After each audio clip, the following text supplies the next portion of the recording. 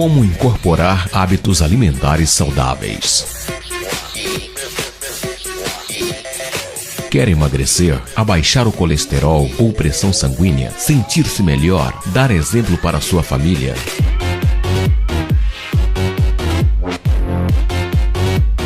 Sua meta para incorporar hábitos alimentares saudáveis deve levar em consideração tanto o tipo como a qualidade dos alimentos que consome.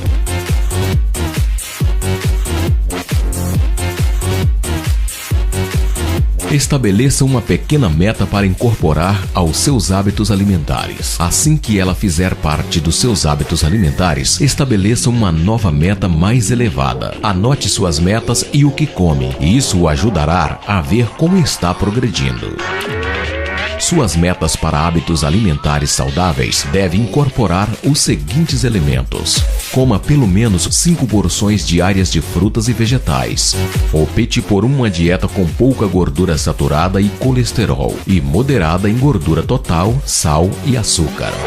Coma uma variedade de grãos diariamente, especialmente grãos integrais.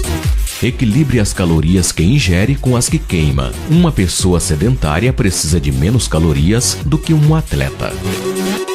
Coma uma ampla variedade de alimentos, incluindo alimentos de cada grupo. Os grupos alimentares incluem cereais, pão, arroz e massa, vegetais, frutas, carnes, aves, ovos, peixes, feijões e nozes, laticínios, gordura, óleos e açúcar. Lembre-se, não estabeleça metas irrealistas. Metas realistas o permitem fazer pequenas mudanças nos hábitos alimentares a cada passo e então ir para uma nova meta. Exemplos de metas realistas para hábitos alimentares saudáveis. Adicionarei uma fruta adicional na minha dieta diária ou cortarei o refrigerante. Assim que tiver alcançado sua meta realista, achará bem mais fácil ir para uma nova meta possivelmente mais desafiadora. Você fez progresso. Alimentação regular.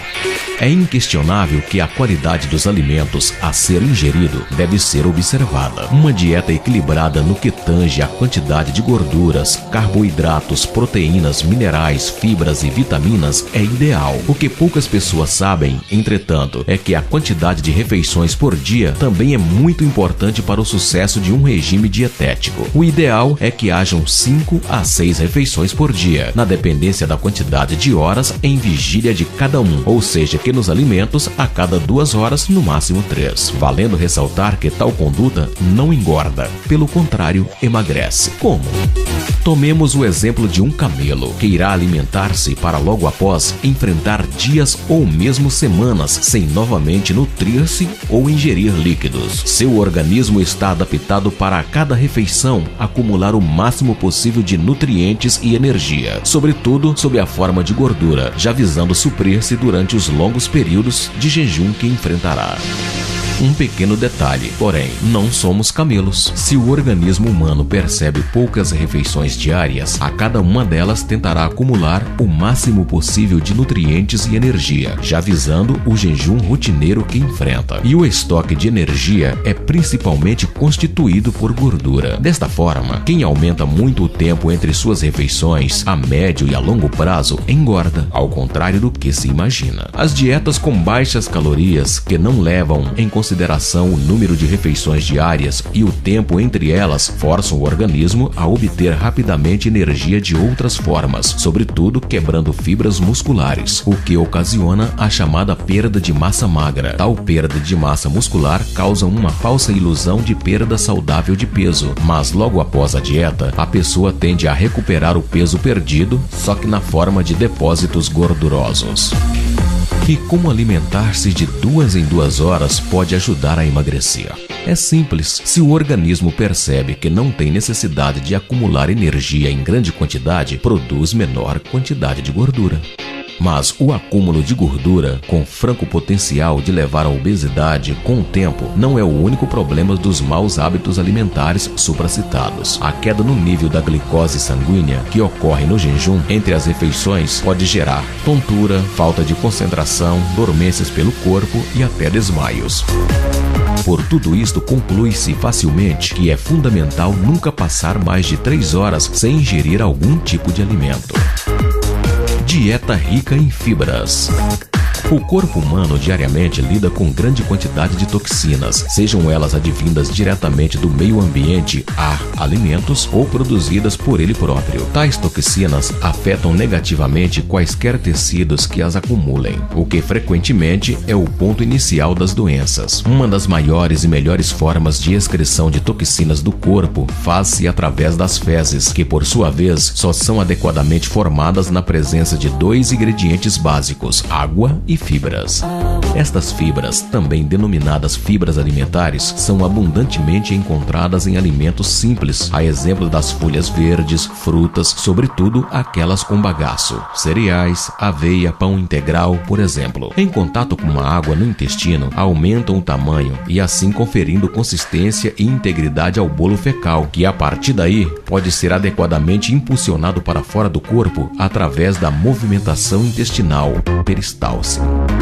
Sendo assim, fica claro o papel fundamental que uma adequada ingesta de fibras desempenha para o funcionamento ideal dos intestinos. Se a ingestão diária de fibras é insuficiente, vários problemas podem ocorrer, a exemplo de constipação. É o chamado intestino preso, que pode levar a sangramentos, dores de cabeça e abdominais e até enjoo.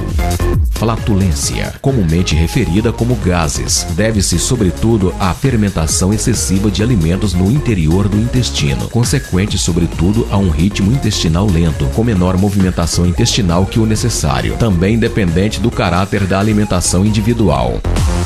Diarreia e infecções intestinais. Há bactérias no intestino que colaboram com o seu funcionamento, conhecidas como saprófitas ou comensais. Por exemplo, alguns lactobacilos, normalmente presentes em grande quantidade. O acúmulo de toxinas no interior do mesmo favorece a morte destas e a proliferação de outras, ditas patogênicas, que causam doenças.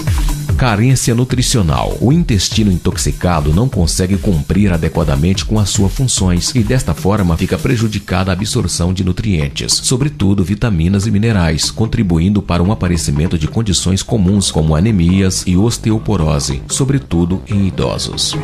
Sendo assim, preconiza-se a adequada ingestão diária de fibras. Mas como fazê-la? O nutricionista é o profissional mais indicado para adaptar esta ingestão às suas necessidades, devendo sempre ser consultado, mas em linhas gerais pode-se recomendar. Café da manhã deve sempre conter uma fruta ou um cereal, aveia, por exemplo. Almoço, incluir salada de folhas verdes bem lavadas em abundância. Jantar, seguir as mesmas orientações para o café da manhã e almoço, de acordo com as características da refeição pretendida.